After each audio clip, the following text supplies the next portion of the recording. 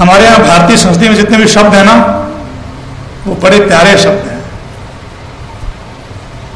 पति को पति क्यों कहते हैं? कभी विचार किया आप लोगों ने?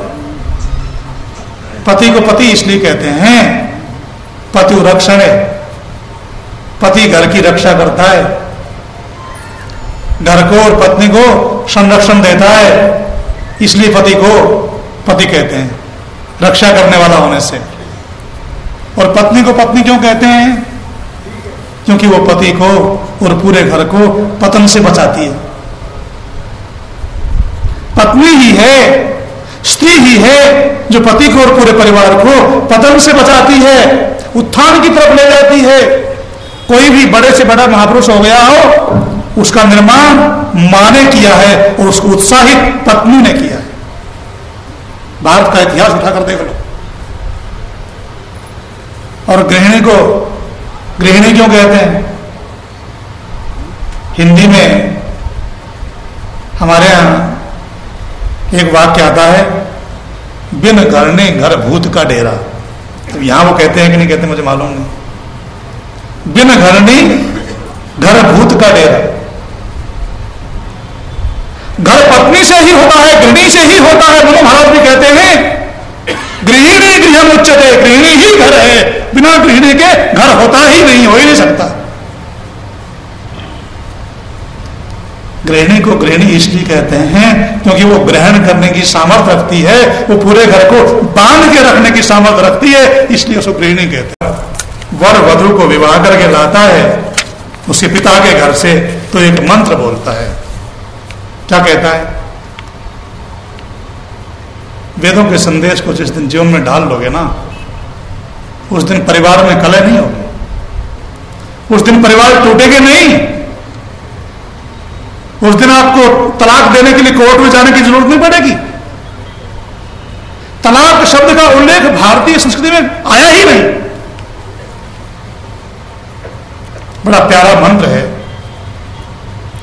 वर कहता है जिससे विवाह किया है उस वधू से, साम्राज्यी ससुरे भव, साम्राज्यी सुसर्वा भव, अनंदरी साम्राज्यी भव, साम्राज्यी अधिदेव ऋषु।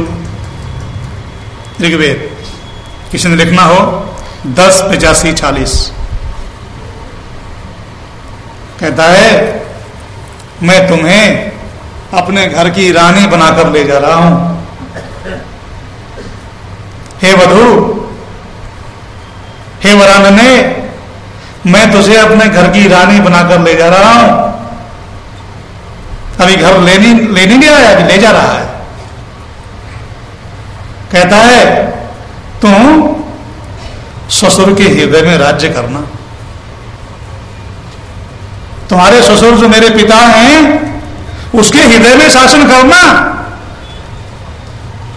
और सास के हृदय की भी रानी बनकर रहना।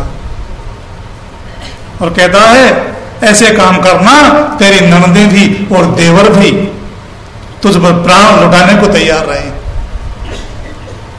सबको तो बांध कर रखना। कितना प्यारा मंत्र है। सारे घर की रानी बनाकर तुझे ले रहा हूं, सारे घर को बांधने की दायित्व तुझे दे रहा हूं। इसलिए ऐसा कोई काम मत करना जिससे किसी के भी हृदय को ठेस पहुंचे। इसलिए ये वेद मंत्र जिस पर हम विचार कर रहे हैं वो कहता है, जाया बद्धे मधुमतिम वाचम वदतु शांतिवान। परिवारों में कई बार स्थिति ऐसे पैदा हो जाती है। देखो शांति की स्थिति, पतिदेव घर से आए, बाहर से ऑफिस से आए, घर पर पत्नी ने भोजन परोस दिया, गर्मी के दिन है, भोजन परोस दिया और पंखा चलने लगी, मीठी मीठी बातें कर रही है और कह रही है तुम्हारे भाई तो ये कह रहे थे, अपने देवर के खिलाफ अपने पति को भड़का रही है, पंखा झल रही और मीठी वाणी बोल रही। भुट्टे वाले को देखा, वो भुट्टे को भूनता है ना, पंखा जलता है, वो इसलिए नहीं जलता कि अग्नि शांत हो जाए, वो इसलिए जलता है कि अग्नि और भड़क जाए। मीठी वाणी पूरे की पूरी बोल रही है, पर भड़काने वाली मीठी वाणी बोल रही है, और घर में कलह हो गया, घर में आग लग गई। ऐसी मीठी वाणी नहीं बोलना, ऐसी वाणी बोलना जिससे घर में शांति स्थापित हो जाए और घर सानंदम सदनम, सानंदम सदनम घर बन जाए, जिसमें रहना अच्छा लगे, कुंठा वाला घर नहीं बने। रामायण में ऐसी घटना घट गई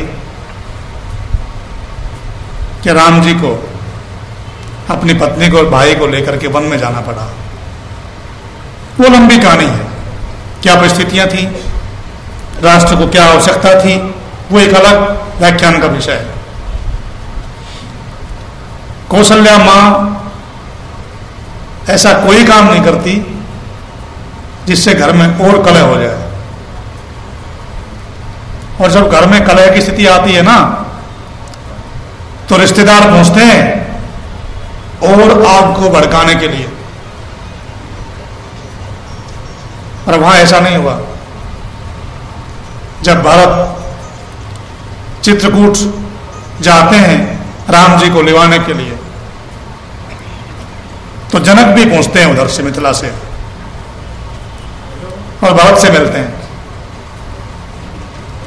और भरत से कहते हैं, भरत तेरा मन बड़ा पवित्र है,